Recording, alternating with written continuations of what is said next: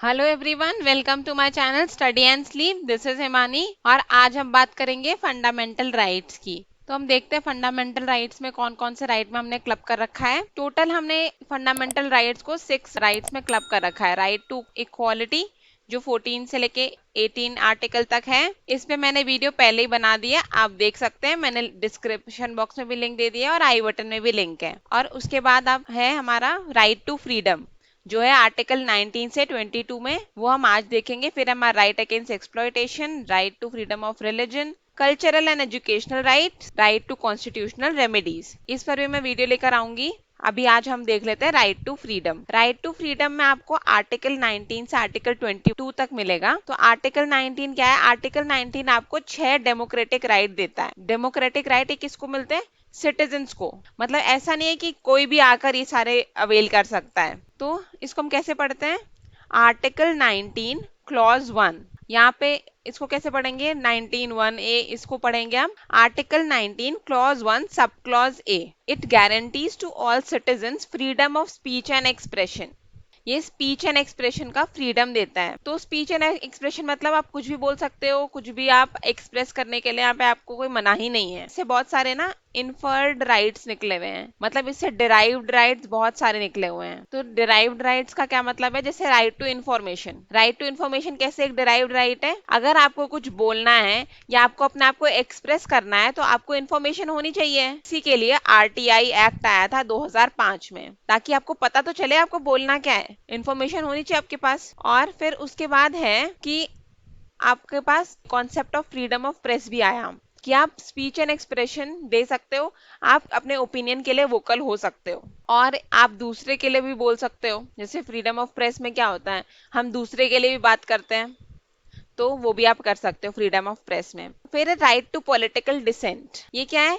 मतलब जो हमारी गवर्नमेंट है उसकी नीतियों से नाखुश रहना, उसका जो आइडियोलॉजी है उससे हम डिफर करते हैं, वो जो सोचती है उससे हमारी सोच अलग है, इसको कहते हैं राइट टू पॉलिटिकल डिसेंट। ये क्यों अवेलेबल है? क्योंकि हमारे पास फ्रीडम है स्पीच एंड एक्सप्रेशन का, इसके लिए ही अवेलेबल है। नहीं तो बाकी कंट्रीज में, चाइना में, रशिया में, इन सब में आप नहीं बोल सकते अपने गवर्नमेंट के खिलाफ। पर यहाँ पे आपके आपके पास पूरा राइट है उसको क्रिटिसाइज करने का। इसी की वजह से इंडिया में मल्टी पार्टी डेमोक्रेसी है। जिसका मन किया वो इस पार्टी के साथ रहेगा, साथ देगा, ओपिनियन अगर मैच करता है साथ देगा, नहीं होगा तो ऑपोजिशन में जाएगा। ऑपोजिशन में भी सबकी सोच एक नहीं होगी, इसलिए बहुत सारी पार्टीज हैं। अब ऐसा नहीं है कि आप कुछ भी बोल सकते हो। अगर आपको फ्रीडम दे दिया है स्पीच एंड एक्सप्रेशन का तो आप कुछ भी नहीं बोल सकते हो। कुछ ग्राउंड्स ऑफ रिस्ट्रिक्शन है। तो ग्राउंड्स ऑफ रिस्ट्रिक्शन क्या है? Security and sovereignty of India, मतलब इंडिया की सिक्योरिटी और सॉवरेनिटी हैम्पर हो ऐसी बातें कोई नहीं करेंगे। उसके बाद फ्रेंडली रिलेशंस विद कंट्रीज। मान लीजिए कि इजराइल के प्राइम मिनिस्टर आए हुए हैं और आप चढ़ गए स्टेज पर, आपने क्रिटिसाइज करना शुरू कर दिया कि ये तो ऐसे करते हैं, वैसे करते हैं, फिलिस्तीन के साथ ऐसा इशू है इनका। तो ये ठीक नहीं है ना, अगर कोई हमारी कंट्री में कोई गेस्ट आया हुआ है और हम उसकी कंट्री के बारे में ऐसा बोले। इसके लिए आपको इस चीज का भी फ्रीडम नहीं है। फिर है maintenance of morality, decency and public order. मतलब कुछ चीजें आप पब्लिक में नहीं बोल सकते मोरालिटी और डिसेंसी के रीजन से, और पब्लिक ऑर्डर के लिए भी। जैसे कई कई कई जगह पे मान लीजिए कोई सेंसिटिव एरिया जहाँ पे पहले से एक रायट हो चुका है, तो आप देखते हो लोगों को जाने से मना कर देते हैं कि वहाँ पे स्पीच वगैरह नहीं देंगे, वो सारी चीजें बंद कर दी जाती है वहां के लिए, इंटरनेट शट डाउन हो जाता है। जैसे अभी आपने राजस्थान में देखा रायट शुरू हो गए थे, और वहां पे जाके अगर कोई भड़का दे, कोई जैसे पब्लिक ऑर्डर को हैम्पर करना क्या होता है कि आपने जाकर एक भड़काऊ भाषण दे दिया, पब्लिक आउटरेज में आ गई और उन्होंने बहुत जगह जला दी, आगजनी कर दी, ये सब कर दिया। ये चीज आप नहीं कर सकते। डिफेमेशन, किसी की मानहानि नहीं कर सकते। कंटेम्प्ट ऑफ कोर्ट, कोर्ट ने अगर किसी चीज के लिए मना किया या कोई रूल निकाला, आप वो नहीं उसका हनन कर सकते हैं। ये सारे हमारे ग्राउंड्स ऑफ रिस्ट्रिक्शंस। फिर हम देखते हैं आर्टिकल 1 सब क्लॉज सी। ये क्या है हमारा? Right to form association of any type. इससे पहले हम देख लेते हैं ना, ये मैंने आर्टिकल 19(1)(b) नहीं बताया। 19(1)(b) क्या है? ये गारंटी करता है सारे सिटीजन्स को राइट टू असेंबल, और आप इसमें मीटिंग होल्ड कर सकते हो, पीसफुल प्रोसेशन निकाल सकते हो। ये है हमारा राइट टू असेंबल। आप असेंबल हो के आप क्या करोगे? You can hold meetings, peaceful processions. मतलब आप झांकी वगैरह जो निकलती है वो सब आप निकाल सकते हो, प्रोसेशंस निकाल सकते हो, लेकिन वो पीसफुल होना चाहिए, अनआर्म्ड। आप कोई आर्म्स के साथ नहीं निकाल सकते प्रोसेशन। फिर हमारा 19 क्लॉज 1 सब क्लॉज सी में बोलता है कि you have the right to form association, आप एसोसिएशन बना सकते हो किसी भी टाइप का। तो यहाँ पर आप एक स्पेसिफिक टाइप का एसोसिएशन बनाते हैं लोग, कोऑपरेटिव सोसाइटीज, इसके लिए अलग राइट आ गया था। इसके लिए हमारा right to form cooperative societies आया था 97th अमेंडमेंट एक्ट 2011 में। मैं आप कोऑपरेटिव सोसाइटीज बना सकते हो, ये राइट इसमें इंक्लूड कर दिया गया था। अब जैसे हमने मान लीजिए कि हमारे पास एसोसिएशन बनाने का अधिकार है, तो हमने क्या किया, हमने ट्रेड यूनियन बना दिया। अब ट्रेड यूनियन जब तक स्ट्राइक पे ना जाए तब तक तो ट्रेड यूनियन है ही नहीं। तो क्या स्ट्राइक पर जाना आपका मूलभूत अधिकार है? मतलब ये क्या आपका फंडामेंटल राइट है? अगर कोई ऐसा पूछता है तो गलत है। नहीं, हमारा फंडामेंटल राइट नहीं है right to strike, legal right है ये। ठीक है, लीगल राइट है, आप जा सकते हो स्ट्राइक पर। आप ये एक अपना प्रदर्शन करने का तरीका होता है, अपना डिससेटिस्फैक्शन दिखाने का तरीका, लेकिन ये फंडामेंटल राइट नहीं है, ये लीगल राइट है। तो ये आप याद रखिएगा। और उसके बाद ये जो भारत बंद होते हैं, शटडाउन होते हैं कि जबरदस्ती बंद कर दिया जाता है, ये सारे क्या होते हैं, ये चीजें इलीगल हैं। अगर कोई भी भारत बंद करवा रहा है या फिर शटडाउन करवा रहा है, तो ये सारी चीजें इलीगल हैं। फिर अब हम आ जाते हैं article 19 clause 1 sub clause D. अब आपके पास राइट है to move freely throughout India, आप कहीं पर भी जा सकते हो, लेकिन आपके पास यहाँ पर भी रिस्ट्रिक्शन है 3 ग्राउंड्स पर। सिक्योरिटी रीजन के लिए आप मिलिट्री कैंप्स में नहीं जा सकते, आप कैंट एरियाज में देखते हो कहीं कहीं जगह पे आप नहीं जा सकते, है ना, आपको गेट पर रोक दिया जाता है। तो आप ये नहीं बोलोगे कि नहीं नहीं मेरे को जाने नहीं दिया, मेरे को जाने नहीं दिया। ये चीजें होंगी, आपको हर जगह फ्रीली मूव करने का अधिकार है, लेकिन सिक्योरिटी रीजन के लिए आपको रोका जा सकता है। फिर पब्लिक ऑर्डर, फिर मान लीजिए कि कोई एरिया है जहाँ पे कोई ऐसा इंसिडेंट हो गया है जहाँ पर मान लीजिए कि दो कास्ट के बीच में लड़ाई हो गई है, या फिर अपर कास्ट और लोअर कास्ट के बीच में लड़ाई हो गई है, दो रिलीजन्स के बीच में लड़ाई हो गई। अभी यहाँ पे बहुत ही सेंसिटिव एरिया है ये। अब सेंसिटिव एरिया में आप देखते हो कभी कभी जब पॉलिटिशियंस जा रहे होते हैं, ये सब जा रहे होते हैं, तो उनको रोक दिया जाता है कि नहीं आप नहीं जा सकते। ये क्यों रोका जाता है कि आप जाके वहां पे जाके आप भाषण दे दोगे, ये सब कर दोगे और पब्लिक ऑर्डर डिस्टर्ब हो जाएगा, भगदड़ मच गई, रायट्स हो गए, मार पिटाई हो गई एक दूसरे में वापस से। तो ये सब चीजें ना हो उसके लिए आपका मूवमेंट रोका जा सकता है। फिर ट्राइबल एरियाज, अंडमान में बहुत सारी जगह है, नॉर्थ ईस्ट में बहुत सारी जगह है जहाँ पे आपको ट्राइबल लोगों की वजह से नहीं जाने दिया जाता है। तो अगर यहाँ पे जाने नहीं देंगे उसका मतलब ये नहीं है कि आपका हनन हो गया, आप चले जाओगे सुप्रीम कोर्ट में। फंडामेंटल राइट आपका अभी भी वही है, आप कहीं पे भी मूव कर सकते हो, पर ये सारे कुछ रिस्ट्रिक्शंस हैं, एब्सोल्यूट राइट नहीं है ये। फिर है हमारा right to freedom of residence and settlement. अब आप घूम लिए पूरा इंडिया, अब आपका जहां मन करे आप वहां रह सकते हो, वहां सेटल हो सकते हो। अब यहाँ पर आप देखो एक एग्जाम्पल, बहुत पहले आपको याद होगा जो महाराष्ट्र है वहां से यूपी और बिहार के लोगों को भगाया जा रहा था, तो उस समय अगर वो जाते ना सुप्रीम कोर्ट में और बोलते कि हमारा फंडामेंटल राइट हमसे छीना गया है, तो उनपे कार्रवाई होती और हुई भी। ये आप किसी के साथ नहीं कर सकते कि आप उनको कहीं रहने ना दो, उनको कहीं से भगा दो, क्योंकि ये अगर कोई इंडिया का सिटीजन है तो उसको हर जगह रहने का उसको हक है। फिर आते हैं हम article 19 clause 1 sub clause F, right to property. Right to property 44th amendment act से एक फंडामेंटल राइट से हटाकर एक कॉन्स्टिट्यूशनल राइट बना दिया गया था अंडर आर्टिकल 300 ए। अब ये यहाँ पर नहीं रहता है, ये आर्टिकल 300 ए में रहता है। फिर हम आ जाते हैं article 19 clause 1 sub clause G, right to vocation and occupation. मतलब आप कोई भी काम या कोई भी ऑक्यूपेशन आप कर सकते हो, आपको राइट है ये। अपने पसंद का आपको ट्रेड और प्रोफेशन करना आपके पास ये हक है। मान लो कि मैंने एक हॉस्पिटल खोला, अब वो हॉस्पिटल बहुत बड़ा हो गया, एक बहुत इंपॉर्टेंट रोल प्ले करता है पब्लिक के लिए, वहां पे बहुत सारे लोग आ रहे हैं, तो फिर गवर्नमेंट क्या कर सकती है ना, इस चीज को नेशनलाइज भी कर सकती है। जैसे आपने देखा है बैंक्स नेशनलाइज हुए हैं 69 70s, इन सब में से आप बहुत सारे ट्रेड्स गवर्नमेंट के पास हक है कि वो नेशनलाइज कर सकती है पब्लिक इंटरेस्ट में। पब्लिक इंटरेस्ट होना मैंडेटरी है। अब हम आ जाते हैं आर्टिकल 20 में आपको राइट्स मिले हुए हैं प्रोटेक्शन के लिए। एक इंडिविजुअल को एक स्टेट से कैसे प्रोटेक्शन मिलेगी, मान लीजिए कभी स्टेट आर्बिट्रेरी हो गया, अनलिमिटेड पावर आ गई, उस टाइम पर आर्टिकल 20 काम आता है आपको लिमिटेड गवर्नमेंट रखने के लिए। लिमिटेड मतलब उसके लिमिटेड पावर हो, आर्बिट्रेरी ना हो जाए। तो पहला क्या बोलता है article 20 clause 1, state is prohibited from enacting ex post facto criminal legislation. इसका क्या मतलब है, मान लीजिए आज डेट क्या है, 6 जुलाई है आज, आज व्हाइट कलर की टी शर्ट पहनना क्राइम नहीं है, तो मैंने व्हाइट कलर की टी शर्ट पहनी है। 7 जुलाई को व्हाइट कलर की टी शर्ट पहनना क्राइम हो जाता है, तो मेरे को इसके लिए चार्ज नहीं किया जा सकता, क्योंकि ये क्रिमिनल लेजिस्लेशन है, क्राइम हो रहा है। व्हाइट पहनना क्राइम है 7 जुलाई से, मैंने 6 जुलाई को पहना था, तो मेरे को कुछ नहीं होगा। मतलब जो क्रिमिनल लेजिस्लेशन होते हैं वो उस डेट के आगे से जाते हैं, वो पीछे नहीं लगा सकते। कमर्शियल इकोनॉमिक ये सब जो होते हैं वो आप पीछे से भी लगा सकते हो, रेट्रोस्पेक्टिव जिसको बोलते हैं। आप क्रिमिनल लेजिस्लेशन को रेट्रोस्पेक्टिवली नहीं अप्लाई कर सकते। इसमें ये है, जैसे आपको याद हो गया निर्भया केस, निर्भया केस में जो जुवेनाइल था वो कुछ दिनों से ही छोटा था, बाद में इसको 16 ईयर्स अभी कर रखा है कि 16 ईयर्स के ऊपर अगर किसी ने हीनियस क्राइम किया तो उसको एक अडल्ट की तरह ट्रीट किया जाएगा। लेकिन ऐसा कोई भी रूल जिस दिन निर्भया केस हुआ था उस दिन नहीं था। तो उस जुवेनाइल के अगर हम ऐसा रूल बना दे, बहुत कोई हार्श रूल बना दे, तो भी उस जुवेनाइल पे नहीं लग सकता था, मैक्सिमम उसको 3 ही साल की सजा मिल सकती थी।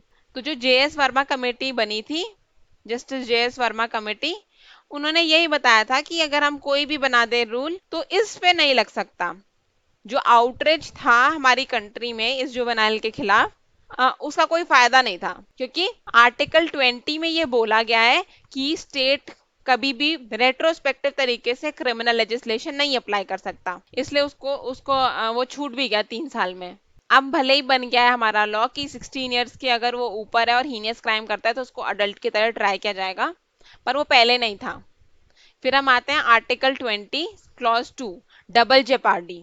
अब डबल जेपार्डी का मतलब क्या है कि किसी एक इंसान को एक क्राइम के लिए 2 सजाएं नहीं मिल सकती in court of law.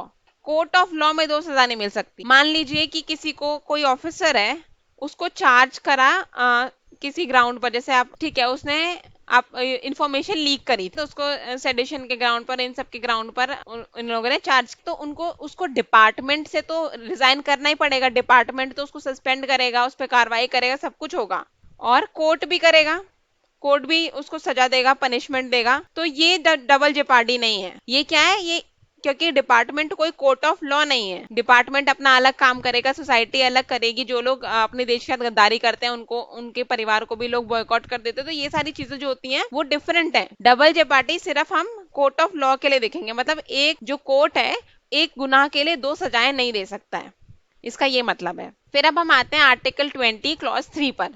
State is prohibited from compelling an individual to give self-incriminating evidences.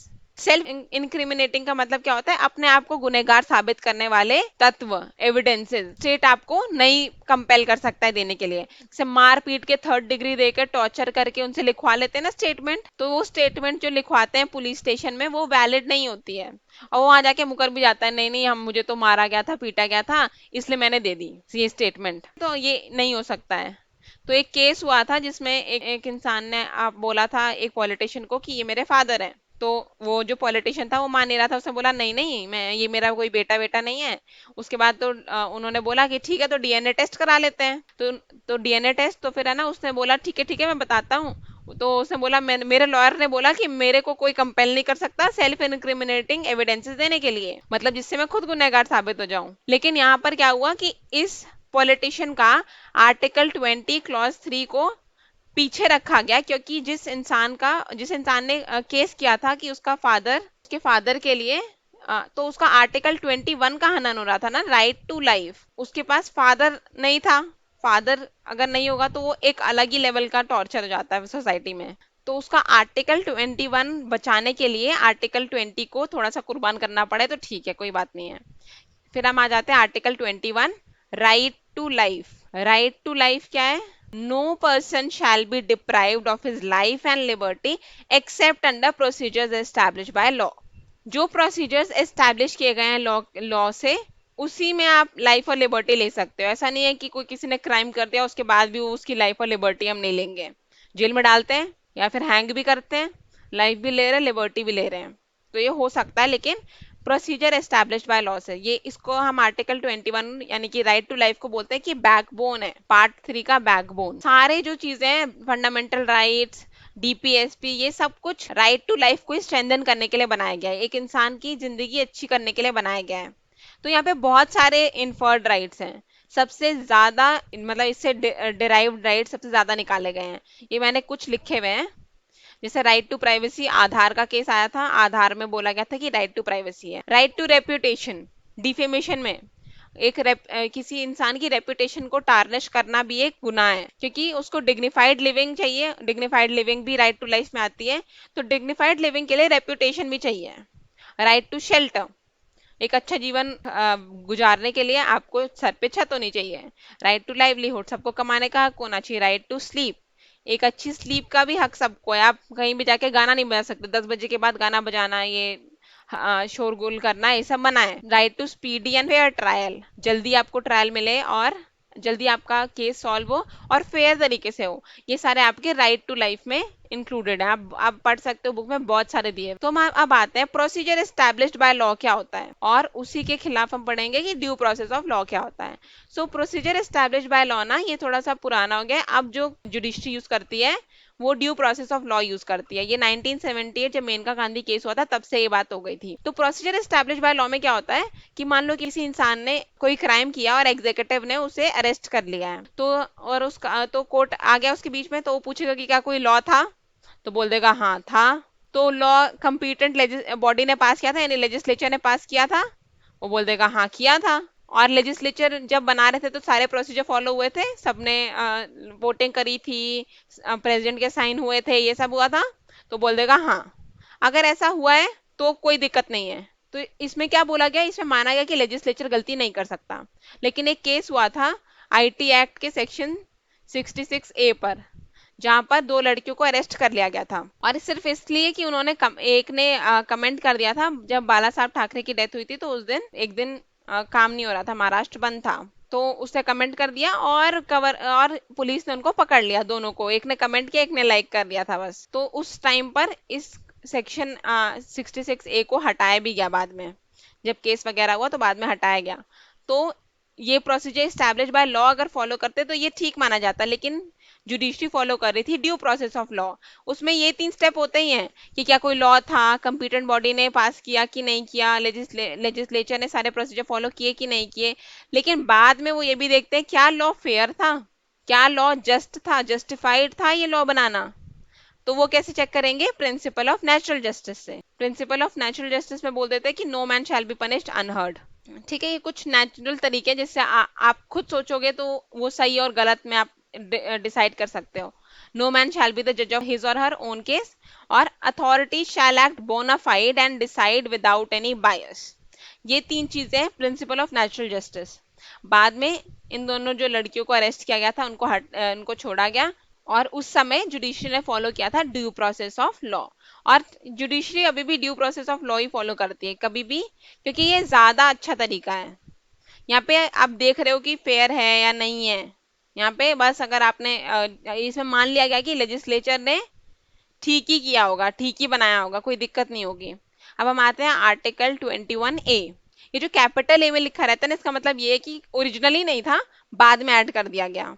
तो ये क्या है, राइट टू एजुकेशन बोलते हैं ना, आरटी।